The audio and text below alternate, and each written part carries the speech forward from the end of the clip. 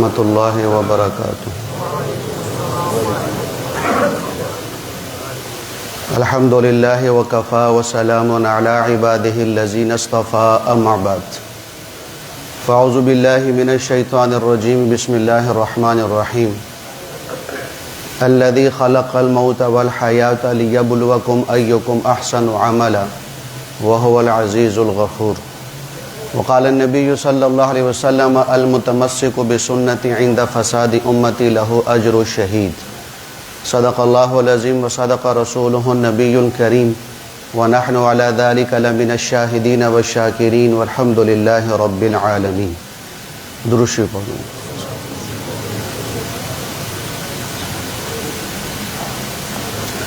میرے محترم بھائیو دوستو، اللہ جل شانہ نے قرآن میں ایک دعویٰ فرمایا ہے۔ دعویٰ یہ فرمایا ہے کہ اے میرے بندے، تو میری سب سے خوبصورت مخلوق ہے۔ یہ اللہ کا دعویٰ ہے کہ تو میری سب سے حسین ترین مخلوق ہے۔ پھر چونکہ اللہ میرے اور آپ کے مزاج کو سمجھتے ہیں کہ ہم کسی بات کو سچا ماننے کے لیے، اس میں وزن ڈالنے کے لیے اگلے سے قسم کا مطالبہ کرتے ہیں کہ بھی اگر یہ بات ایسی ہے تو قسم اٹھاؤ، اگر یہ بات سچی ہے تو قسم اٹھاؤ۔ تو اللہ جل شانہ چونکہ ہمارے مزاج کو سمجھتے ہیں، تو اللہ نے اس دعوے پر ایک نہیں، دو نہیں، بلکہ 4 قسمیں اٹھائی ہیں۔ 4 قسمیں۔ اللہ فرماتا ہے کہ والتین والزیتون وطور سینین وہذا البلد الامین لقد خلقنا الانسان فی احسن تقویم۔ اللہ فرماتے ہیں مجھے تین کی قسم، زیتون کی قسم، طور سینا کی قسم، مکہ مکرمہ کی قسم، اے میرے بندے تو میری حسین ترین مخلوق ہے۔ 4 قسمیں اللہ نے اٹھائی۔ پھر اس کے بعد اللہ کا مطالبہ ہے۔ اللہ کا ایک مطالبہ ہے کہ جیسے تو خوبصورت ہے، جیسے تو حسین ہے، میرے پاس تو نے آنا ہے تو زندگی بھی وہ لے کے آنا جو زندگی بھی حسین ہو۔ الذی خلق الموت والحیات لیبلوکم ایکم احسن عملا۔ میرا مطالبہ یہ ہے کہ زندگی بھی خوبصورت لے کے آنا۔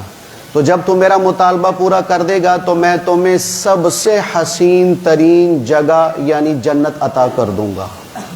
تو 4 باتیں۔ نمبر 1 اللہ کا دعویٰ کہ تو میری سب سے خوبصورت مخلوق۔ پھر اس دعوے پر اللہ کی 4 قسمیں۔ پھر اللہ کا مطالبہ کہ بھی زندگی بھی وہ لانا جو سب سے خوبصورت ہو۔ پھر اس مطالبے کے پورے ہونے پر وعدہ کہ مطالبہ پورا ہو گیا تو میرا وعدہ ہے کہ تمہیں حسین ترین جگہ عطا کروں گا۔ اب اللہ جل شانہ نے قرآن میں ہم سے حسین عمل کا مطالبہ کیا ہے، احسن عمل کا مطالبہ کیا ہے، اکثر عمل کا مطالبہ نہیں کیا۔ اکثر عمل الگ چیز ہے، احسن عمل الگ چیز ہے۔ اس کو سمجھنے کے لیے 2 اس کی تعریفیں سمجھ لیں تو آپ کو سمجھ آ جائے گا کہ بھی احسن عمل کسے کہتے ہیں اور اکثر عمل کسے کہتے ہیں۔ احسن عمل کا مطلب ہے خوبصورت عمل، حسین عمل، پیارا عمل، اس کو کہتے ہیں احسن عمل۔ اور اکثر عمل کا مطلب کثیر عمل، زیادہ عمل، تعداد میں بڑا ہوا عمل۔ ایک معنی تو یہ ہے۔ دوسرا معنی اکثر عمل اور احسن عمل کا یہ ہے کہ اکثر عمل کہتے ہیں کہ کام زیادہ ہو، نتیجہ تھوڑا ہو۔ اس کو کیا کہتے ہیں بھائی؟ اکثر عمل۔ دوسری چیز ہے احسن عمل، کہ کام تھوڑا ہو، عمل تھوڑا ہو، لیکن نتیجہ زیادہ ہو، نتیجہ زیادہ ہو۔ تو ایک ہے کثرت عمل، ایک ہے حسن عمل۔ قرآن میں اللہ نے کثرت عمل کا مطالبہ نہیں کیا، بلکہ قرآن میں اللہ نے حسن عمل کا مطالبہ کیا ہے۔ اب کثرت عمل کیا ہے کہ قرآن اور ہماری شریعت یہ نہیں کہتی کہ ساری رات نفل پڑھتے رہو، ساری رات اللہ اللہ کرتے رہو، ساری رات جاگتے رہو اور سجدوں میں پڑے رہو۔ ہماری شریعت کا یہ مطالبہ نہیں، اس کو کہتے ہیں کثرت عمل۔ بلکہ شریعت کا مطالبہ کیا ہے کہ عشاء کی نماز پڑھ لو لیکن اچھی طرح پڑھو، فجر کی نماز پڑھ لو لیکن خوبصورت کر کے پڑھو۔ یہ اللہ کا مطالبہ ہے۔ تو ساری رات نفل پڑھنا اس کو کہیں گے کثرت عمل، اور عشاء اور فجر کی نماز اچھی طرح با جماعت پڑھ لینا اس کو کہیں گے حسن عمل۔ تو انسان عمل اچھا کرے، خوبصورت کرے، اچھی طرح سے کرے تو اس کو کہتے ہیں اکثر و عملہ، اور انسان عمل زیادہ کرے تعداد میں، گنتی میں، اس کو کہتے ہیں اکثر و عملہ۔ تو ایک مطلب یہ سمجھ آیا کہ عمل تھوڑا ہو نتیجہ زیادہ ہو، اس کو کہتے ہیں اکثر و عملہ۔ عمل زیادہ ہو نتیجہ تھوڑا ہو، اس کو کہتے ہیں اکثر و عملہ۔ مثال سے سمجھو، اس دنیا میں نبیوں میں دو نبی ایسے ہیں کہ جو دو چیزوں میں متفق تھے، دو چیزوں میں متفق۔ ایک نبی امام الانبیاء خاتم الانبیاء احمد مجتبی محمد مصطفیٰ صلی اللہ علیہ وسلم ہیں، اور دوسرے رسول اور نبی حضرت نوح علیہ الصلاۃ والسلام ہیں۔ یہ دو رسول دو باتوں میں متفق تھے۔ نمبر ایک کہ سب سے پہلے جو رسول اس دنیا میں بنے ہیں نبیوں میں، وہ حضرت نوح علیہ السلام بنے ہیں۔ سب سے پہلے اللہ نے ان کو رسالت عطا فرمائی۔ پھر حضور نبی کریم علیہ السلام آخری رسول بنے ہیں۔ تو رسول ہونے میں یہ دونوں برابر ہیں، رسول ہونے میں دونوں برابر۔ دوسری موافقت، دوسری برابری کہ جس طرح حضور نبی کریم علیہ الصلاۃ والسلام ساری دنیا کی طرف مبعوث ہوئے ہیں، آپ ساری دنیا کے انسانوں کے لیے نبی اور رسول بن کر آئے ہیں، اسی طرح نوح علیہ الصلاۃ والسلام بھی اپنے زمانے میں جب تشریف لائے تھے تو اس وقت پورے جہان کے انسانوں کے لیے وہ اکیلے رسول بن کر تشریف لائے تھے۔ تو ان دو باتوں میں ان کا اتفاق ہے، لیکن ایک بہت بڑا فرق ہے۔ وہ فرق کون سا؟ کہ میں آپ کو اکثر و عملہ اور احسن و عملہ سمجھا رہا ہوں مثال سے۔ قرآن بھی کہتا ہے، ہمیں بھی پتہ ہے کہ نوح علیہ الصلاۃ والسلام کی دعوت والی عمر کتنی ہے بھائی؟ سارے بولیں، کتنے سال انہوں نے دعوت دی ہے؟ 950 سال۔ 950 سال ان کی دعوت والی محنت کا زمانہ ہے، اور حضور نبی کریم صلی اللہ علیہ وسلم کی دعوت والی محنت کا زمانہ کتنا ہے بھائی؟ 23 سال۔ تو 950 سال زیادہ ہے کہ 23 سال؟ 23 سال زیادہ ہے۔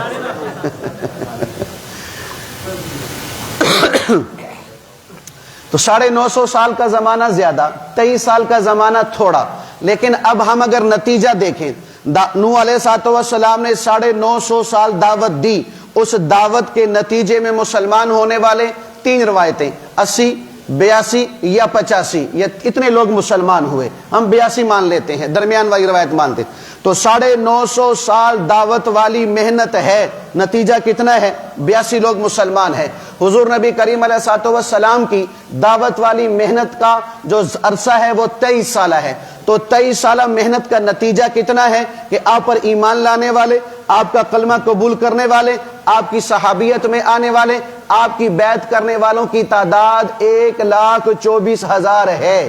تو 950 سال محنت نتیجہ ہوا 82 لوگ، اور 23 سالہ محنت نتیجہ ہوا 1,24,000۔ تو حضرت نوح علیہ السلام کا عمل کہلائے گا اکثر و عملہ، اکثر و عملہ، کہ عمل بہت زیادہ ہے نتیجہ تھوڑا ہے۔ میرے نبی علیہ السلام کا عمل اور محنت اور دعوت کا زمانہ کہلائے گا احسن و عملہ، احسن و عملہ، یعنی عمل تھوڑا ہے نتیجہ زیادہ ہے، عمل تھوڑا نتیجہ زیادہ، عمل زیادہ نتیجہ تھوڑا۔ یہ بات سمجھ آ رہی کہ نہیں آ رہی بھائی؟ یہ تو دو نبیوں میں فرق ہے۔ پھر سارے نبیوں کی محنت کو لیا جائے اور حضور نبی کریم صلی اللہ علیہ وسلم کی محنت کو لیا جائے تو حضور نبی کریم علیہ السلام نے ارشاد فرمایا کہ کل قیامت کے دن سارے انسانوں کی، آدم علیہ السلام کی الف سے لے کر قیامت تک آنے والا ہر انسان، آخری انسان، اس کو اللہ صفوں میں کھڑا کریں گے تو کتنی صفیں بنے گی بھائی؟ 120 صفیں۔ کتنی صفیں بنے گی بھائی؟ 120 صفیں۔ حضور نبی کریم علیہ السلام فرما رہے ہیں کہ 40 صفیں ایک کم 1,24,000 نبیوں کی ہیں، اور 80 صفیں اکیلے مجھ محمد صلی اللہ علیہ وسلم کی ہیں۔ تو 1.25 لاکھ نبیوں کی محنت سب سے زیادہ، عمریں بھی زیادہ، وقت بھی زیادہ، لیکن نتیجہ تھوڑا ہے۔ حضور نبی کریم علیہ السلام کی محنت کا زمانہ بھی تھوڑا، لیکن نتیجہ بہت بڑا ہے۔ تو سارے نبیوں کی محنت کو کیا کہیں گے بھائی؟ اکثر عملا کہ عمل تو زیادہ ہے نتیجہ تھوڑا ہے. اور حضور نبی کریم صلی اللہ علیہ وسلم کی محنت کو کیا کہیں گے بھائی؟ اکثر احسن عملا کہ عمل تھوڑا ہے لیکن نتیجہ زیادہ ہے، نتیجہ زیادہ ہے. یہ تو نبیوں کی مثال ہوگی. اب صحابہ کی مثال لو. ترمذی شریف کی حدیث ہے، حضور نبی کریم صلی اللہ علیہ وسلم ارشاد فرما رہے ہیں لا تسبوا اصحابی، لا تسبوا اصحابی. اللہ کے نبی فرما رہے کہ میرے صحابہ کو برا بلا مت کہنا، میرے صحابہ کو برا بلا مت کہنا. دیکھو عربی میں دو لفظ آتے ہیں گالی کے لیے، ایک سب ایک شتم. شتم تو سیدھا سیدھا گالی کو کہتے ہیں، ماں کی گالی، بہن کی گالی، اس کو عربی میں شتم کہتے ہیں. سب برے بلے کو بھی کہتے ہیں اور گالی کو بھی کہتے ہیں. اللہ کے نبی کیا کہہ رہے ہیں؟ شتم کا لفظ استعمال نہیں کیا، سب کا لفظ استعمال کیا. او میرے ماننے والو، او مجھ پر ایمان لانے والو، مجھ سے محبت کا دم بھرنے والو، میرے صحابہ کو گالی دینا تو دور کی بات، ان کو برا بلا بھی نہیں کہنا. اللہ کے نبی منع فرما رہے، اللہ کے نبی منع کر رہے ہیں کہ برا بلا بھی نہیں کہنا. کیوں؟ اس لیے کہ صحابہ جیسی جماعت، ایک یہودی یہ لکھنے پر مجبور ہوا ہے کہ قیامت کی صبح تک کیا صحابہ جیسی جماعت نہ آ سکی ہے نہ آ سکے گی. کیوں؟ کہ جس طرح اللہ نے تمام انسانوں میں سب سے مقدس اور مطہر وجودوں کو منتخب کیا، ان وجودوں کا نام انبیاء ہے، اسی طرح حضور نبی کریم علیہ السلام کی صحبت کے لیے، ساتھیت کے لیے، آپ کی معیت کے لیے اور آپ کے دین کو پوری دنیا میں رائج کرنے کے لیے اللہ نے 1.25 تمام انسانوں میں سے 1.25 مقدس جماعت یعنی صحابہ کا انتخاب فرمایا ہے. تو صحابہ کو برا بلا کہنا گویا کہ اللہ کے انتخاب کو برا بلا کہنا ہے. اس لیے ہم کسی صحابی کا بغض دل میں نہیں رکھتے، کسی صحابی کے اختلاف کو ہم ذکر نہیں کرتے، کسی صحابی کے آپس کے اختلاف کو ہم ذکر نہیں کرتے. ان کا آپس میں اختلاف تھا، اختلاف کے باوجود جب اللہ نے معاف کر دیا، پھر میری اور آپ کی کیا حیثیت، میری اور آپ کی کیا اوقات کہ میں صحابی پہ انگلی اٹھاؤں. اس لیے ہمارے علماء دیوبند کا نظریہ سمجھو بھائی، ہمارا یہ نظریہ ہے. مفتی شفیع صاحب رحمت اللہ علیہ فرماتے ہیں کہ صحابی پر اعتراض کرنے کے لیے خود کا صحابی ہونا ضروری ہے. بات سمجھ نہیں آئی کہ صحابی پر صرف صحابی ہی انگلی اٹھا سکتا ہے، غیر صحابی انگلی نہیں اٹھا سکتا. عقل بھی اس کو تسلیم کرتی ہے. ہمارے حافظ صاحب، قاری صاحب، مولوی صاحب نماز پڑھا رہے ہیں، قرآن پڑھ رہے ہیں، ایک باہر جھاڑو پھیرنے والا آ گیا اور کہتا کہ مولوی صاحب قرآن غلط پڑھ رہے ہیں. مانو گے؟ کیوں بھائی؟ بولو بھائی، تیری حیثیت نہیں ہے، تو اس کے برابر کا نہیں ہے، اس کی ٹکر کا، اس کے جوڑ کا نہیں ہے. ٹکر کا جوڑ کا ہوگا پھر تیری بات مانی جائے گی کہ بھی یہ بھی حافظ قرآن، تو بھی حافظ قرآن، یہ بھی عالم، تو بھی عالم، انہوں نے بھی قرآن کو تجوید سے پڑھا، تو نے بھی قرآن کو تجوید سے پڑھا. پھر تو انگلی اٹھائے گا تو تیری بات کو قبول کیا جائے گا. تجھے نہ الف کا پتہ نہ بے کا پتہ، گٹر صاف کرنے والا، گندی نالیوں کو صاف کرنے والا، جھاڑو دینے والا، تیری کیا حیثیت اور اوقات کہ تو امام پر اعتراض کرے. یہی نظریہ ہے ساری دنیا کے انسانوں کے لیے. جو صحابی نہیں ہے وہ صحابی پہ اعتراض کر رہا ہے. رب محمد کی قسم، اس اعتراض کرنے والی کی حیثیت اس چوٹ چمار سے بھی گری ہوئی ہے، حیثیت اس سے بھی گندی ہے کہ جو صحابی پہ اعتراض کرتا ہے. مجھے مولوی صاحب بتانے لگے کہ ہمارے کے نمازی ہے یہاں پر وہ کہتا ہے مولوی صاحب حق بیان نہیں کرتے. جی کیوں حق بیان نہیں کرتے؟ کہ حضرت امیر معاویہ رضی اللہ عنہ اور حضرت علی المرتضیٰ کی لڑائی ہوئی ہے تو یہ امیر معاویہ کو باطل پہ نہیں کہتے، ان کو غلط نہیں کہتے، ان کو برا نہیں کہتے، حضرت علی کے حق ہونے کو بیان نہیں کرتے. یہ معیار بنا لیا ہے کہ ایک صحابی کی تعریف کرنی ہے اور دوسرے صحابہ کی تنقید کرنی ہے، اس پہ تنقید کرنی ہے، ان کی برائی بیان کرنی ہے. ہمارے یہ عقل ماری گئی ہے کہ ہم نے اس کو حق اور باطل کا معیار بنا لیا.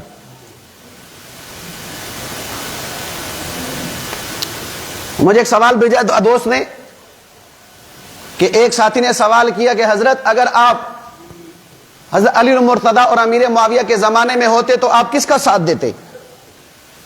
یہ مرزا بڑا سوال اٹھاتا ہے. یہ مرزا پلمبر نہیں ہے بھائی، جانتے ہو نا بھائی اس کو، کہ اگر تم حضور حضرت علی اور حضرت امیر معاویہ کے زمانے میں ہوتے تو تم کس کا ساتھ دیتے؟ میں نے ان کو جملہ سنایا عمر بن عبدالعزیز رحمت اللہ علیہ کا. میں نے کہا دیکھو، عمر بن عبدالعزیز رحمت اللہ علیہ نے فرمایا کہ جس طرح اللہ نے ان کے خون سے ہماری تلواروں کو پاک رکھا ہے، اسی طرح ہم اپنی زبان کو ان پر اعتراض سے پاک رکھیں گے. یہ میرے اختیار میں ہے کہ میں اس زمانے میں پیدا ہو گیا ہوں، اس زمانے میں کیوں نہیں ہوا؟ بولو بھائی، یہ کس کے اختیار کو چیلنج کر رہے ہیں؟ کس کی قدرت کو یہ للکار رہے ہیں؟ جہالت کی انتہا ہے. تو عمر بن عبدالعزیز کا جواب یاد رکھنا بھائی، کہ جس طرح اللہ نے ہمیں ان کے زمانے میں پیدا کر کے جنگ نہ کروا کر ہمارے تلواروں کو ان کے پاک خون سے پاک رکھا، تو آج میں اپنی زبان کو ان کی پر تنقید کرنے سے، ان پر اعتراض کرنے سے پاک رکھوں گا. وہ جانے، اللہ جانے کہ ان کا کیا آپس میں معاملہ ہے، کیا فیصلہ ہونا ہے، کیا فیصلہ نہیں ہونا. میں ماما لگنا وا؟ تجھے کس نے چودھری بنایا، تجھے کس نے سالس بنایا کہ 1450 سال بعد بیٹھ کر تو علی اور معاویہ کے درمیان فیصلہ کرے؟ تیری حیثیت کیا ہے؟ تیری اوقات کیا ہے؟ نام لیتے ہیں حضرت حسن کا، ایک بھی حسن کی بات نہیں مانتے. نام لیتے ہیں حسین کا، ایک بھی بات حضرت حسین کی تسلیم نہیں کرتے. کیا حضرت حسن رضی اللہ عنہ نے علی اور معاویہ رضی اللہ عنہ کی لڑائی کے بعد حضرت امیر معاویہ سے صلح کی کہ نہیں کی؟ بولو بھائی. تو باپ کے ساتھ لڑنے والے کے ساتھ بیٹا، جو باپ کا خونی بیٹا ہے، وہ صلح کر سکتا ہے. تو آج کے ان بدبختوں کی امیر معاویہ سے صلح کیوں نہیں ہوتی؟ جھگڑا کرنے والا آپس میں راضی ہو گئے. میں کہتا نہیں بھئی یہ باطل ہے، یہ حق ہے، یہ بات ٹھیک نہیں ہے. بتاؤ بھئی یہ فسادی ہے کہ نہیں ہے؟ فسادی.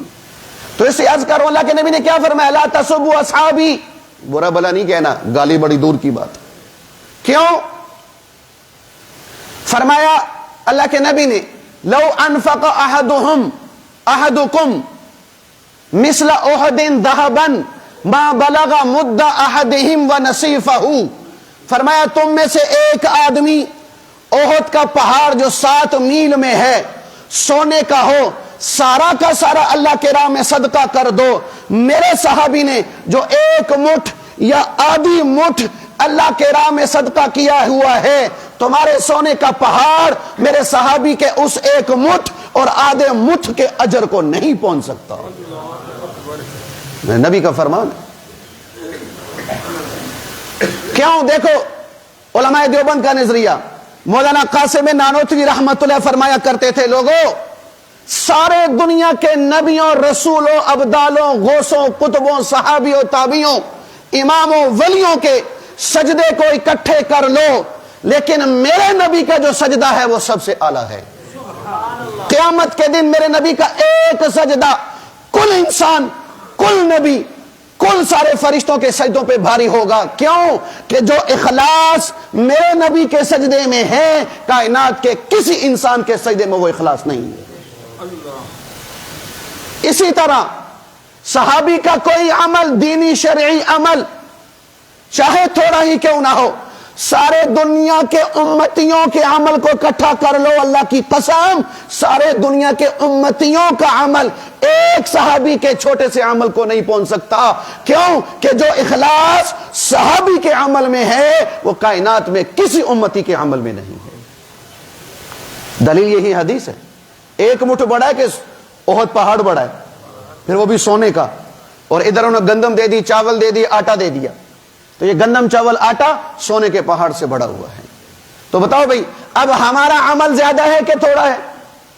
بولو زیادہ ہے نا بھئی، لیکن نتیجہ تھوڑا. اس کو کیا کہیں گے؟ اکثر و عملہ. صحابہ کا عمل تھوڑا یعنی 1 مٹھ، نتیجہ زیادہ، اس کو کیا کہیں گے؟ احسن و عملہ. بات آئی سمجھ میں کہ نہیں بھائی؟ بات آئی سمجھ میں؟ اللہ اکبر. ایک ذوق کے لیے آپ کی بات کرنے لگا. انبیاء کی تعداد کتنی ہے بھائی؟ صحابہ کی تعداد 1.25 لاکھ. نبی اللہ اور انسانوں کے درمیان دین کے پہنچانے کا سبب اور ذریعہ ہوتا ہے. نبی اللہ اور بندوں کے درمیان واسطہ، اور نبی اور امتیوں کے درمیان صحابی واسطہ. اللہ کے سفیر کو کہتے ہیں نبی، مصطفیٰ کے سفیر کو کہتے ہیں صحابی. اللہ کے قاصد کو کہتے ہیں نبی، نبی کے قاصد کو کہتے ہیں صحابی. تو اللہ کہہ رہے ہیں اے میرے محمد، جتنے میرے نمائندے ہیں اتنے ہی آپ کے نمائندے ہیں. میرے نمائندے 1,24,000 تو آپ کے نمائندے بھی 1,24,000. میرے تیرے آنے کے بعد، یعنی آپ کے آنے کے بعد اگر کوئی میرا نمائندہ بننے کا دعویٰ کرے، یعنی نبی ہونے کا دعویٰ کرے گا، وہ بے ایمان ہے. اور آپ کے دنیا سے چلے جانے کے بعد جو آپ کے نمائندہ ہونے کا دعویٰ یعنی صحابی ہونے کا دعویٰ کرے وہ بھی بے ایمان ہے. آپ کے آنے سے نبوت کا دروازہ بند ہو گیا، آپ کے جانے کے بعد صحابیت کا دروازہ بند ہو گیا. آپ کے آنے کے بعد نبوت ختم، آپ کے دنیا سے جانے کے بعد صحابیت ختم. اب میرے نبی کے آنے کے بعد کوئی اور نبی بن سکتا ہے، اور میرے نبی کے دنیا سے جانے کے بعد کوئی صحابی بن سکتا ہے؟ جیسے نبوت کا دروازہ بند، اسی طرح صحابیت کا دروازہ بھی بند. بات سمجھ آئی کہ نہیں آئی بھائی؟ تو میں عرض کر رہا تھا اللہ کا کیا مطالبہ ہے؟ احسن عملہ کا، خوبصورت عمل لے کے آؤ. اب اللہ سے سوال ہے، یا اللہ کون سی ذات ایسی ہے کہ جس کا عمل آپ کو بڑا حسین لگتا ہے تاکہ میں ان کی نقل اتاروں، میرا عمل بھی حسین ہو جائے؟ تو اللہ نے فرمایا ایک ذات ہے. کون سی؟ لقد کان لکم فی رسول اللہ اسوۃ حسنہ. محمد مصطفیٰ احمد مجتبی صلی اللہ علیہ وسلم کی ذات کے اعتبار سے بھی حسین ہے اور زندگی بھی اس کی بڑی خوبصورت ہے.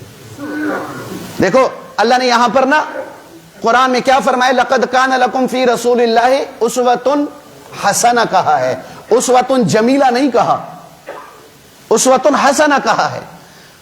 حسن کسے کہتے ہیں؟ حسنہ کسے کہتے ہیں؟ کہ جس کو اپنی خوبصورتی بتانے کے لیے دلیل کی ضرورت نہ پڑے، اس کو حسنہ کہا جاتا ہے. 14ویں رات کا چاند چمک رہا ہو تو بتاؤ بھئی اس کو اپنی خوبصورتی بتانے کے لیے کسی دلیل کی ضرورت ہے؟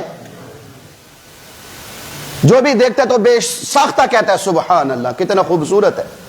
تو اسی طرح اللہ کیا کہہ رہا ہے؟ میرے نبی کی زندگی حسنہ ہے کہ اس کے حسن کے لیے جو دلیل مانگے گا وہ پاگل تو ہو سکتا ہے، صحیح نہیں ہو سکتا، کیونکہ جیسے میرا نبی حسین ہے اسی طرح میرے نبی کی زندگی بھی حسین ہے. اللہ کا یہ جو ہے وہ مطالبہ ہے کہ اس طرح میرے نبی کی طرح زندگی لے کر آؤ.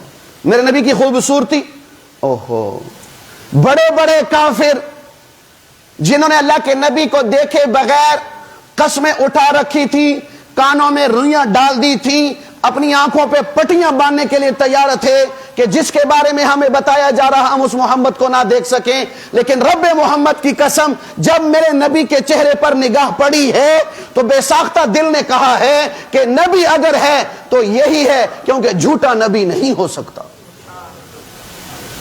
جھوٹے نبی کا چہرہ ایسا نہیں ہوتا، جھوٹے نبی کا مبارک منہ ایسا نہیں ہوتا، ایسی خوبصورتی اس کی نہیں ہوتی. جھوٹا ہو اور ایسا حسین ہو نہیں ہے، یہ سچا ہے، یہ سچا ہے، یہ صادق ہے، یہ امین ہے. لہذا اس پر ایمان لانا ہی دونوں جہانوں کی کامیابی ہے.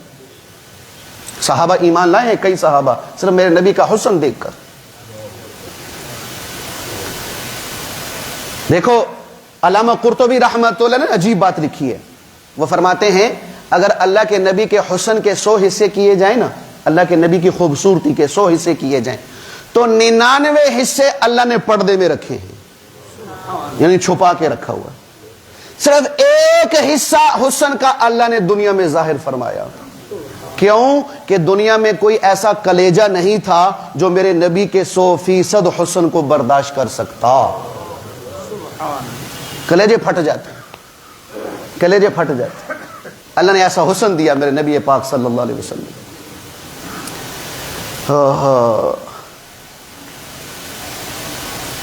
ایک صحابی ان کی 2 شادیاں، وہ جب بھی بیوی کے پاس آتے اس کی بیوی اپنے آپ کو خوشبو میں سمجھ لو کہ ڈبو دیتی تھی، اتنی وہ خوشبو لگاتی تھی. لیکن جب یہ صحابی پہنچتے تو ان کی خوشبو بیوی کی خوشبو پر غالب آ جاتی، ان کی خوشبو ماند پڑ جاتی. ایک دفعہ دونوں بیویوں نے بٹھا لیا. اللہ کے بندے کون سی خوشبو لگاتا ہے؟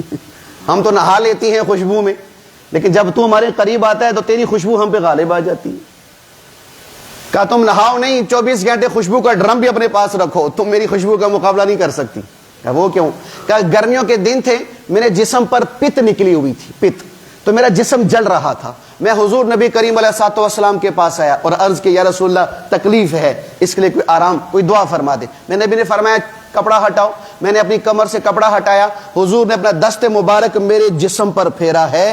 جب میرے نبی کا ہاتھ میں جسم پر لگا، میرے نبی کی خوشبو میرے جسم میں منتقل ہو چکی ہے اور آج تک ہے. اب تم بتاؤ میرے نبی کی خوشبو کا مقابلہ کائنات کی کون سی خوشبو کر سکتی ہے؟ یہ میرے نبی کے دست مبارک کی برکت عرض کر رہا ہوں. اللہ اکبر. تو میرا نبی بڑا خوبصورت، آپ کی زندگی بھی بڑی خوبصورت. یا اللہ آپ کا مطالبہ یہ ہے کہ حضور کی طرح خوبصورت زندگی لے کر آؤ. یا اللہ اللہ کے نبی کی طرح ہم جسم کیسے بنائیں؟ کبھی میں نے کب کہا ہے کہ حضور کی طرح آنکھ بناؤ، حضور کی طرح ناک لے کر آؤ، حضور کی طرح گال لے کے آؤ، حضور کی طرح سر مبارک لے کے آؤ، حضور کا جیسے سینہ لے کے آؤ، حضور جیسے ہاتھ لے کے آؤ، حضور جیسے پاؤں لے کے آؤ. میں نے کب کہا ہے؟ کیوں کہ میرے خزانے میں یہ ایک ہی تھا، اب اس جیسا نہیں بن سکتا، اس جیسا نہیں بن سکتا.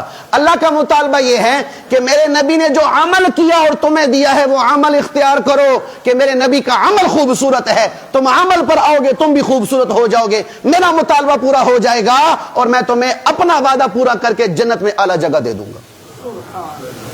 اب اللہ کے نبی کی سنتوں کو دیکھو بھائی، پورے جسم پر دیکھو بھائی. میں پیشگی معافی مانگ رہا ہوں، میں تنقید کی نگاہ سے یا تنقید کی بنیاد پر بات نہیں کر رہا. اگر کسی کو یہ بات بری لگے تو میں پیشگی معافی مانگ رہا ہوں. ہم کہتے رہتے ہیں اللہ کے نبی کی سنت کے مطابق، سنت کے مطابق زندگی لے کر آؤ، تو میں اپنے پورا جسم عرض کرنے لگا ہوں کہ میرے جسم پر اللہ کے نبی کی سنتیں کون کون سی ہو سکتی ہیں، کون کون سی ہو سکتی ہیں. تو سب سے پہلے میرے نبی علیہ الصلوۃ والسلام کا چہرہ مبارک دیکھا جائے تو میرے نبی علیہ الصلوۃ والسلام کے چہرے مبارک پر داڑھی تھی کہ نہیں بھائی؟ سارے بولو بھائی، سارے بولو. داڑھی مبارک تھی نا بھائی. اب داڑھی کو بھی آج کے بدبختوں نے نورا کشتی بنا دیا ہے. داڑھی پر بھی مناظرے ہو رہے، داڑھی پر بھی دلائل دیے جا رہے، داڑھی پر بھی جھگڑے ہو رہے ہیں. یہ نہیں سوچتے کہ یہ سنت کس کی ہے، یہ نہیں سوچتے کہ رکھی کس نے ہے، یہ نہیں سوچتے کہ جس سے محبت کا دعویٰ کر رہے ہیں اس کی ادا اپنا رہا ہوں، اس کی طرف نہیں آ رہے. اب اس پر بھی مسائل شروع کر دیے، کلپ بنانا شروع کر دیے، دلائل دینا شروع کر دیے کہ نہیں نہیں بھائی داڑھی رکھنا کوئی ضروری نہیں، داڑھی رکھنا کوئی واجب نہیں، جو رکھتا ہے بہت اچھا کرتا ہے، جو نہیں رکھتا وہ بھی اچھا کرتا ہے، لہذا منڈانے والا بھی قیامت کے دن برابر، داڑھی رکھنا بھی اللہ کے نبی کے سامنے برابر ہوگا. یہ مسئلے مسائل چھیڑ دیے ہیں. اللہ کی قسم یہ زمین اللہ کی تابع ہے، ورنہ یہ جو ہم بکواسات ہم نے شروع کر دی ہیں، یہ زمین اگر اللہ کے تابع نہ ہوتی تو زمین پھٹتی، نیچے سارے کے سارے قارون کی طرح دفن ہو جاتے. اب یہ کام رہ گیا ہے کہ اس پر بھی مناظرے کیے جائیں کہ نبی کی داڑھی تھی کہ نہیں، اور ہم داڑھی رکھیں کہ نہ رکھیں، کتنی رکھیں کتنی نہ رکھیں. اس کو بھی نورا کشتی بنایا ہوا ہے اور میدان جنگ بنایا ہوا ہے، کوئی حیا ہی نہیں. میں ایک دفعہ گجرانوالہ جا رہا تھا، راستے میں ہم ایک پیٹرول پمپ پہ ٹھہرے تو یہ بریلویوں کا ایک نعت خوان ہے، نور سلطان، حافظ نور سلطان، اللہ اس کو ہدایت دے. اس کی داڑھی نہیں تھی، داڑھی اس نے بالکل ابھی بھی داڑھی نہیں اس کی. تو ظاہر بات ہے ہمارا گیٹ اپ ایسا ہوتا ہے، ہمیں دور سے پہچان لیتے ہیں کہ تبلیغی بھی ہے تو دیوبندی بھی ہے. اللہ کا شکر ہے، الحمدللہ ہمیں اس پہ فخر ہے.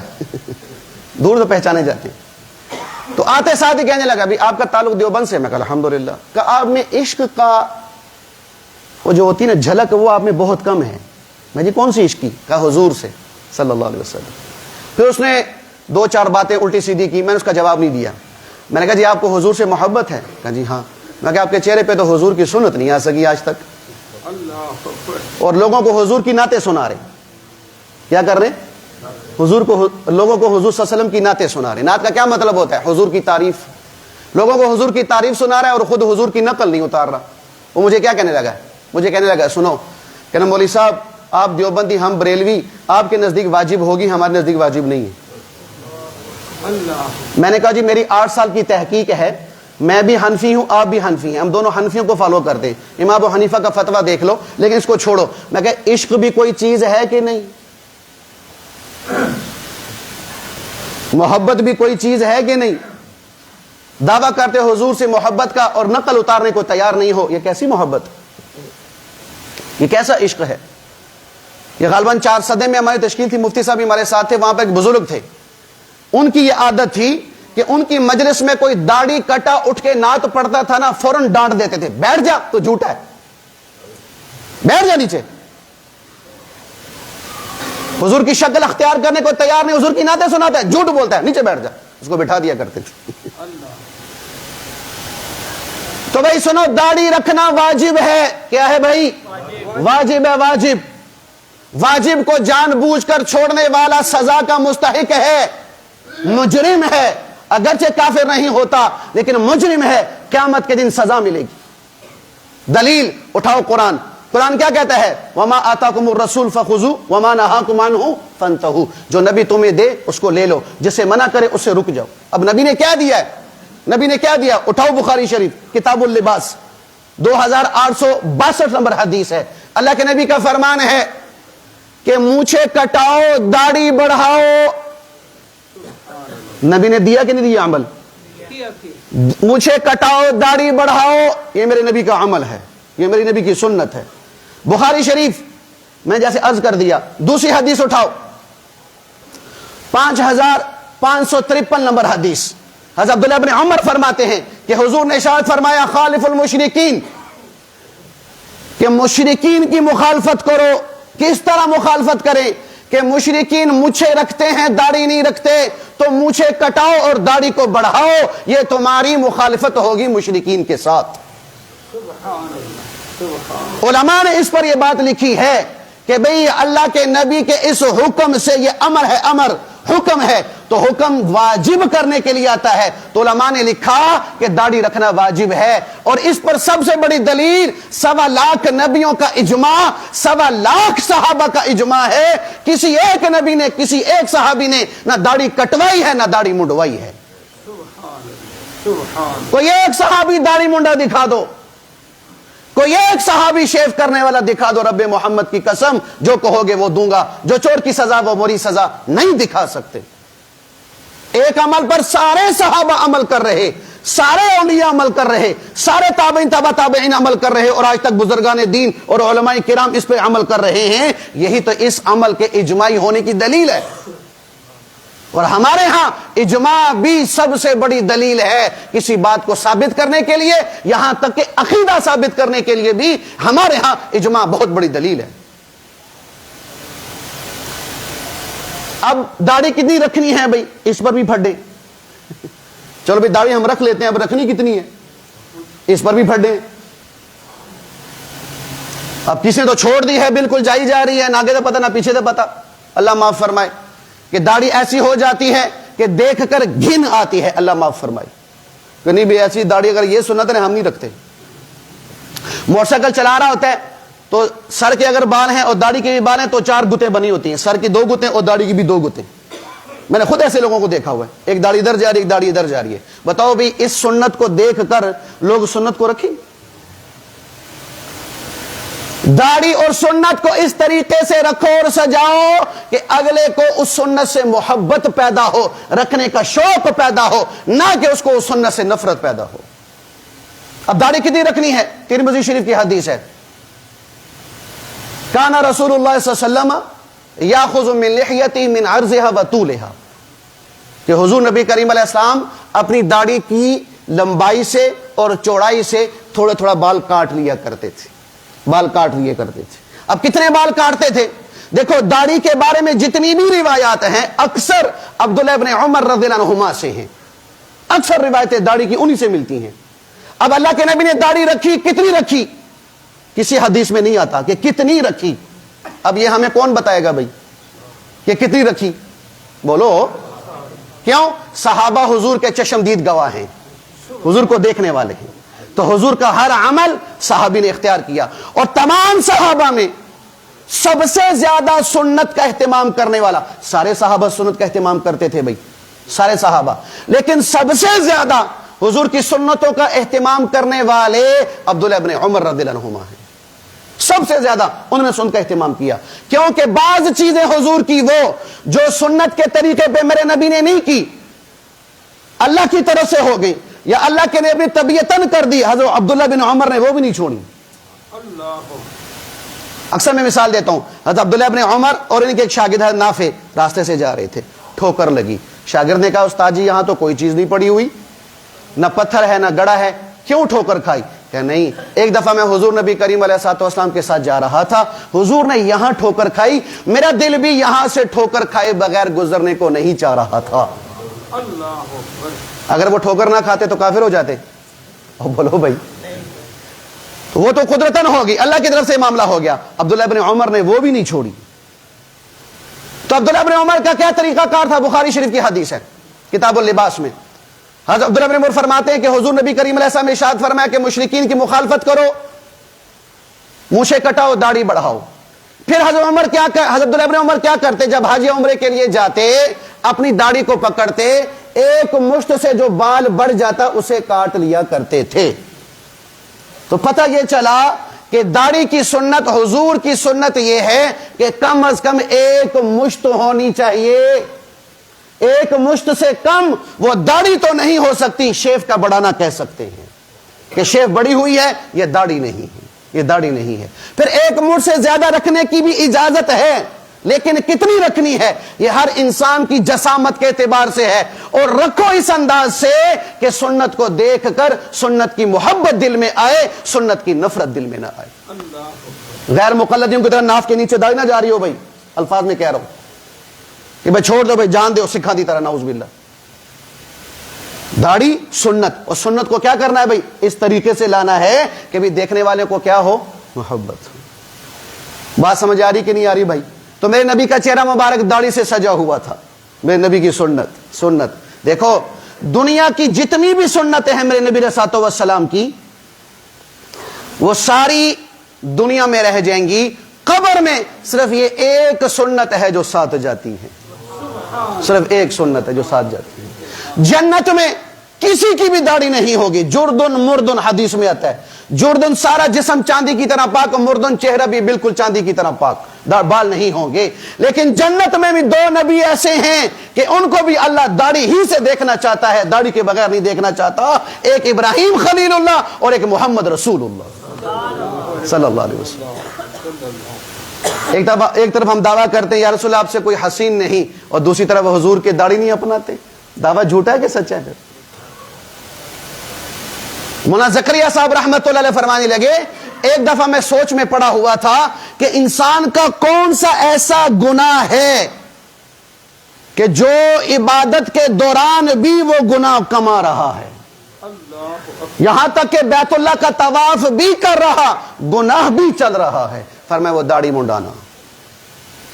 اور پھر فرمایا کون سا ایسا عمل ہے کہ انسان گناہ میں بھی لگا ہوا ہے لیکن پھر بھی اس عمل کا اجر پا رہا ہے، شراب نعوذ باللہ پی رہا، زنا کر رہا، چوری کر رہا، ڈاکے ڈال رہا، بےایمانی کر رہا، لیکن داڑھی رکھی ہوئی ہے، اس کا اجر یہ فرشتہ لکھتا جا رہا، یہ لکھتا جا رہا۔ ہمارے جاننے والے ہیں، وہ کہنے لگے جی میں داڑھی اس لیے نہیں رکھتا کہ مجھے جھوٹ بولنا پڑتا ہے، داڑھی اس لیے نہیں رکھتا کہ مجھے جھوٹ بولنا پڑتا ہے، یعنی داڑھی چھوڑ دی ہے، جھوٹ نہیں چھوڑا، داڑھی چھوڑ دی ہے، جھوٹ نہیں چھوڑا۔ بعض لوگ کہتے ہیں مولوی صاحب داڑھی رکھ کے جھوٹ بول دے ہو، کہتے کہ نہیں کہتے؟ کہتے ہیں بھائی، کہتے ہیں، ٹینشن نہ لو، میں نے پتا ہے آپ داڑھی رکھ کے جھوٹ بولتے ہیں، اس سے بہتر داڑھی نہ رکھو۔ داڑھی نہ رکھنے والا ڈبل گناہ کر رہا ہے، داڑھی نہ رکھنے والا ڈبل گناہ کر رہا ہے، جھوٹ بھی بول رہا ہے، داڑھی بھی کٹا رہا ہے، اور داڑھی رکھ کے جھوٹ بولنے والا ایک گناہ کر رہا ہے، جھوٹ بولنے کا گناہ کر رہا ہے لیکن داڑھی رکھنے کا اجر ہے۔ میں نے حدیث ڈھونڈنے کی کوشش کی لیکن مجھے ملی نہیں، لیکن میں نے اپنے علماء سے سنی ہے کہ اللہ ہر روز داڑھی کے ایک ایک بال پر ہر روز اللہ 1,000 نیکیاں دیتے ہیں، ہر روز 1,000 نیکی ملتی ہے داڑھی کے ایک ایک بال پر۔ تو بھائی کوئی سمجھ آئی کہ داڑھی رکھنی ہے واجب، کتنی رکھنی ہے؟ کم سے کم ایک مشت، اس سے کم نہیں، اس سے کم نہیں، اس سے کم داڑھی نہیں ہے، وہ شیپ آپ نے بڑھائی ہوئی ہے۔ زیادہ رکھنی ہے تو کتنی رکھنی ہے کہ جسامت کے اعتبار سے خوبصورت لگے، بدصورت نہ لگے۔ یہ میرے نبی علیہ الصلوۃ والسلام کی داڑھی مبارک کا طریقہ ہے۔ اس کے بعد دوسری سنت کیا ہے؟ اللہ کے نبی کے سر مبارک کی طرف آ جاؤ. سنت سر کے مبارک کے بارے میں دو سنتیں. ایک سنت کیا ہے؟ اللہ کے نبی نے یا پگڑی استعمال فرمائی ہے یا ٹوپی استعمال فرمائی ہے. اللہ کے نبی کبھی بھی ننگے سر نہیں رہے. ہمیشہ کبھی بھی ہمیشہ اللہ کے نبی نے اپنا سر ننگا نہیں رکھا، نہ نماز میں نہ نماز کے علاوہ. عذر الگ ہے، حج عمرہ الگ ہے، اس کو نکال دو. کبھی ایسا نہیں ہوا کہ ہمیشہ میرے نبی نے اپنا سر ننگا رکھا ہو، یا میرے نبی کے سر پہ پگڑی ہے یا میرے نبی کے سر پہ ٹوپی ہے.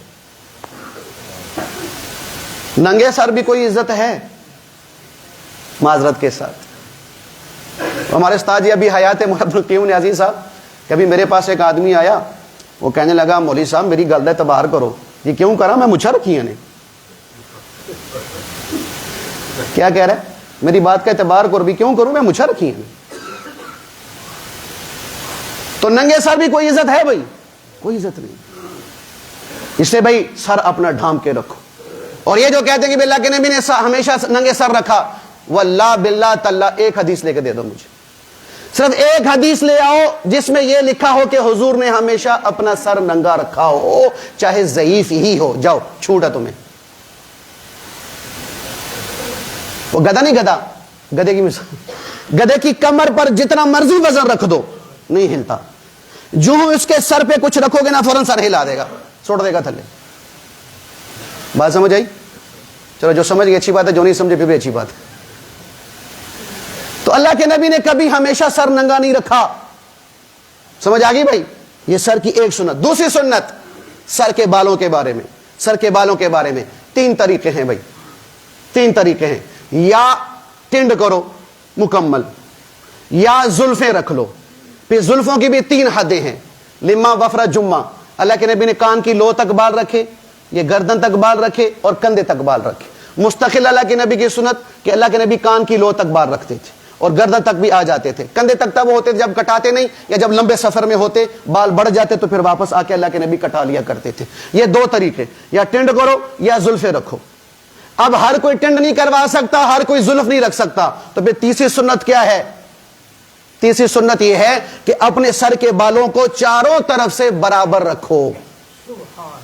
یہ سنت ہے حضور نبی کریم علیہ السلام، چاروں طرف سے برابر رکھو. حدیث بخاری شریف میں ہے کہ حضور نبی کریم علیہ السلام نے قزاع سے منع فرمایا.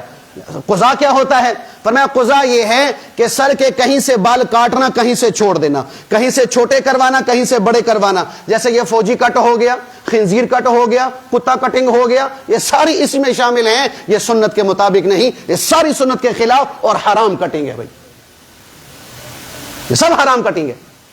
یا ٹنڈ کرو، یا سارے کے سارے سر کے بال برابر رکھو، یا زلفیں رکھو. تیسرا کوئی طریقہ نہیں ہے بھائی. اس کے خلاف چلیں گے تو حرام کام کریں گے. بخاری میں اس کو منع کر دیا گیا ہے، بخاری میں منع کر دیا گیا ہے. تو بھائی داڑھی اور سر کی بات سمجھ آ گئی، بات سمجھ آ گئی. اب لباس، لباس اللہ کے نبی کا کیا ہے؟ اللہ کے نبی صلی اللہ علیہ وسلم نے تین روایتیں، ایک روایت کرتا پہنا اور تہبند جس کو ہم لنگی بولتے ہیں، اکثر اللہ کے نبی نے یہ پہنا. ایک روایت میں یوں آتا ہے کہ اللہ کے نبی نے شلوار خریدی، پہننے کی نوبت نہیں آئی. لیکن میں نے تحقیق کی تو علماء نے لکھا کہ اللہ کے نبی نے شلوار بھی پہنی ہے، شلوار بھی پہنی ہے. شلوار کو اس لیے پسند فرمایا کہ اس میں سب سے زیادہ ستر ہے، سب سے زیادہ ستر ہے. لیکن جب لنگی پہنتا ہے وہ بھی سنت کے مطابق ہے، جو شلوار پہنتا ہے وہ بھی سنت کے مطابق ہے. یہ نہ کہا جائے کہ لنگی پہنے والا سنت کے مطابق ہے، شلوار پہنے والا سنت کے مطابق نہیں، مخالف ہے. نہیں بھائی، دونوں چیزیں ملتی ہیں. مجموع زوائد کی حدیث ہے، حضرت علی فرماتے ہیں کہ میں بقیہ غرقد میں اللہ کے نبی کے ساتھ بیٹھا ہوا تھا، بارش کا موسم تھا. ایک عورت گزری، گدھے پر بیٹھی تھی، اس کے اوپر سامان تھا. تو گدھا جب آیا نا تو آگے ایک کھڈا تھا، اس کا پاؤں کھڈے میں چلا گیا، گدھا گر گیا، عورت بھی گر گئی، سامان گر گیا. حضور نے منہ پھیر لیا. حضور نے کیا کیا؟ منہ پھیر لیا. حضور نبی کریم علیہ السلام کو حضرت علی نے کہا، صحابہ نے کہا یا رسول اللہ گھبرائیں نہیں، اس عورت کا ستر نہیں کھلا کیونکہ اس عورت نے شلوار پہنی ہوئی ہے. آگے سنو، آگے. یا اللہ میری امت کی ان عورتوں کی بخشش فرما جو شلوار پہنتی ہیں. میرے نبی نے دعا دی ہے، میرے نبی نے دعا دی ہے. سنت کے اپنانے پر بخشش ہے، بدعت کے اپنانے پہ کوئی بخشش نہیں. تو اسے بھئی آج کے زمانے میں اگر تم سنت لباس دیکھنا چاہتے ہو بھی ہم کہیں بھی ہم اس طرح لباس پہنتے ہیں، علماء نے لکھا کہ جس زمانے کے علماء حق کا جو لباس پہنے وہی سنت ہے۔ علماء کیا پہنتے ہیں؟ بولو بھی پینٹ شرٹ ٹائی کچھا کی پہنتے ہیں؟ کرتا شلوار، کرتا شلوار پہنتے، ٹھیک ہے؟ میں بھی کوشش کرتا ہوں نقل اتارنے کی، یہ کرتا ہے بھائی، ٹھیک ہے بھائی، شلوار، سمجھ آ گئی بھائی؟ یہ کپڑوں کی سنت ہے۔ رنگ جون سا مرضی پہن لو، لیکن سفید رنگ اللہ کے نبی کو بڑا پسند تھا، سفید رنگ بڑا پسند تھا۔ حدیث میں آتا ہے کہ کپڑا جو پہن لیا جب تک وہ میلا نہیں ہو جاتا اللہ کا ذکر کرتا رہتا ہے۔ صاف کپڑے پہننے کا حکم ہے، یہ نہیں کہ ہر دفعہ نیا سوٹ، ہر دفعہ نیا جوڑا ہوئے گا تو سنت پوری ہوگی ورنہ نہیں ہوگی۔ حضور سے یوں ہی ملتا ہے کہ آپ ہمیشہ صاف ستھرے کپڑے پہنتے تھے، یہ نہیں ملتا کہ ہمیشہ نیا جوڑا پہنتے تھے۔ لیکن اگر اللہ نے توفیق دی ہے تو ہر کیٹیگری کا کپڑا پہن سکتے ہو، لیکن اس میں عورتوں کی مشابہت نہ ہو بھائی، زرق برق نہ ہو، چمک دمک نہ ہو، زیادہ لمبی چوڑی کڑھائیاں نہ ہو جو عورتیں کرتی ہیں، وہ نہ، وہ منع ہے، وہ حرام ہے۔ بلکہ اللہ کی طرف سے لعنت ہے ان مردوں پر جو عورتوں کی مشابہت اختیار کرتے ہیں اور ان عورتوں پر جو مردوں کی مشابہت اختیار کرتے ہیں۔ آج تو نظام الٹا ہوا پڑا ہے نا بھائی، نظام الٹا پڑا ہوا ہے۔ تو بھائی لباس کا سمجھ آیا بھائی؟ سنت لباس کرتا شلوار، سفید رنگ اللہ توفیق دے تو زیادہ پہنو بھائی، اللہ کے نبی کو پسند ہے، لیکن باقی رنگ بھی پہن لو گے تو اس میں کوئی حرج نہیں، اس میں کوئی حرج نہیں، وہ بھی پہن لو گے سنت کے مطابق، اس پر بھی انشاءاللہ اجر ملے گا، اس پر بھی اجر ملے گا۔ لیکن دیکھو حدیث کا مفہوم ہے، اللہ کے نبی نے ارشاد فرمایا کہ قرب قیامت کپڑا پہننے کے باوجود عورتیں ننگی ہوں گی۔ علماء نے اس کی دو وجہ بتائیں۔ نمبر ایک، اتنا ٹائٹ لباس پہنا ہوا ہے کہ جسم کا ہر عضو محسوس ہو رہا، ہر حصہ محسوس ہو رہا ہے۔ دوسری، اتنا باریک پہنا ہوا ہے کہ جسم نظر آ رہا۔ فرمایا یہ اللہ کی نگاہ میں ننگیاں ہیں، ننگیاں ہیں یہ۔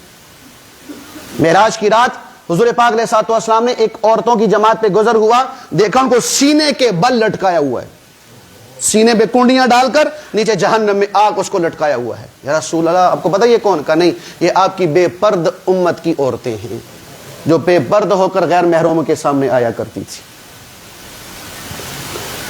یہی حکم مرد کے لیے بھی ہے کہ مرد اگر اتنا چست لباس، ٹائٹ لباس پہنتا ہے کہ اس کے دو پارٹ نظر آتے ہیں، محسوس ہوتے ہیں کہ کی سائز ہے، یہ ننگا ہے، کل کے بات کر رہا ہوں، یہ ننگا ہے، یا اتنا باریک لباس پہنتا ہے کہ جسم کا چمڑا نظر آتا ہے، چمڑا محسوس ہوتا ہے کہ کالا ہے کہ چٹا، یہ آدمی بھی ننگا ہے، اس ننگے کی نماز نہیں ہوتی۔ اس لیے بھائی پھر معافی مانگ رہا ہوں، یہ پینٹ شرٹ پہن کے نماز نہ پڑھا کرو، پینٹ شرٹ پہن کے نماز نہ پڑھا کرو، اللہ کا واسطہ، آگے پیچھے پہنو تمہاری مرضی، لیکن نماز کے وقت کم سے کم پینٹ شرٹ نہ پہنو۔ شلوار قمیض بھی پہنو تو کھلی سلواؤ کہ جسم تمہارا محسوس نہ ہو۔ یہ سب عورتوں کے لیے حکم نہیں ہے، مردوں کے لیے بھی یہی حکم۔ اور بچوں کو بھی ابھی سے بچوں کو اس لت پت سے جان چھڑواؤ، یہ پدکوٹنی جسے پنجابی میں کہتے ہیں، اس سے جان چھڑواؤ بھائی، شلوار قمیض پہنایا کرو، ان کو عادی کرو ابھی سے حضور نبی کریم علیہ الصلوۃ والسلام کی سنت کا۔ حاجی عبد الوہاب صاحب رحمۃ اللہ فرمایا کرتے تھے کہ کافروں کا جو تم کلچر اختیار کرو گے ان کی نحوست بھی تم پہ پڑے گی۔ حاجی عبد الوہاب مولی صغیر نہیں تھا، اللہ نے دل کی آنکھ کھولی ہوئی تھی۔ تو بات سمجھ آئی بھی لباس کی بات سمجھ آ گئی بھائی۔ دوسری تیسری سنت جسم کے اعتبار سے یہ ہے کہ ٹخنے ننگے ہوں گے، ٹخنے ننگے ہوں معذرت کے ساتھ۔ یہ سب نماز کے لیے ضروری نہیں ہے، 24 گھنٹے جب تک تم جاگ رہے ہو ٹخنوں کا ننگا رکھنا ضروری ہے۔ بخاری شریف کی حدیث ہے کہ جس نے تکبر کی وجہ سے ٹخنے ننگے نہ کیے جہنم میں جائیں گے۔ بعض لوگ کہتے ہیں نہیں تکبر نہ تو نہیں کرتے پہ، یہ نشانی ہی تکبر کی تو ہے، تکبر کی نشانی ہے۔ حدیث کا مفہوم کہ 3 لوگوں کو اللہ قیامت کے دن نہ بات کرے گا، نہ ان کو پاک کرے گا، دردناک عذاب دے گا۔ نہ بات ہوگی ان سے، نہ ان کو اللہ پاک کرے گا، دردناک عذاب دے گا۔ 3 لوگ۔ نمبر 1 المنان، احسان کر کے جتلانے والا، فلاں جگہ پھنسیا سی نا، کنے بچایا تینوں، کون تیرے کام آیا تھا؟ میں ہی تو تھا، میں نہ ہوتا تو تیرا کیا بنتا۔ احسان کر کے جتلا رہے، نیکی کر کے جتلا رہے، قیامت کے دن نہ اللہ بات کرے گا نہ پاک کرے گا، دردناک عذاب دے گا۔ نمبر 2 جھوٹی قسم اٹھا کر سودا بیچنے والا، اللہ دی قسم ہے مولوی صاحب نے دی پئی ہے، कसम उलमा ने लिखा सच्ची भी उठा ली, रिज़्क़ की बरकत उठ गई। झूठी की बात नहीं कर रहा, सच्ची भी उठा ली, रिज़्क़ की बरकत उठ गई। तीसरा कौन है? फरमाया जो टखने नंगे नहीं रखता। क़यामत के दिन ना अल्लाह बात करेगा ना पाक करेगा, दर्दनाक अज़ाब देगा। हमारा माशरा उल्टा हो गया भाई, माजरत के साथ। औरतों की शलवारें ऊपर आ रही हैं, मर्दों की शलवारें नीचे जा रही हैं। औरतों के लिबास मुख्तसर हो रहे हैं, मर्दों के लिबास बढ़ रहे हैं। अच्छा भी पैसा ज्यादा हो तो कपड़ा बढ़ना चाहिए कि कम होना चाहिए? हमारे यहां उल्टा हो गया, जितने पैसे ज्यादा आते हैं उतना लिबास छोटा होता है, जितने पैसे थोड़े होते हैं लिबास बड़ा होता है। ये कौन सी साइंस है भाई, हमें समझ नहीं आई। तो शे भाइयों, ये मैंने जिस्म की थोड़ी सी सुन्नतें आपके सामने अर्ज की हैं, तुम नकल उतार लो, अल्लाह बड़ा करीम है, असल बना के पास कर देगा, असल बना के पास कर देगा। तो सब नियत करते हैं इंशाअल्लाह भाई। तो अल्लाह की बारगाह में दुआ है, अल्लाह हमें अमल की तौफीक नसीब फरमाए।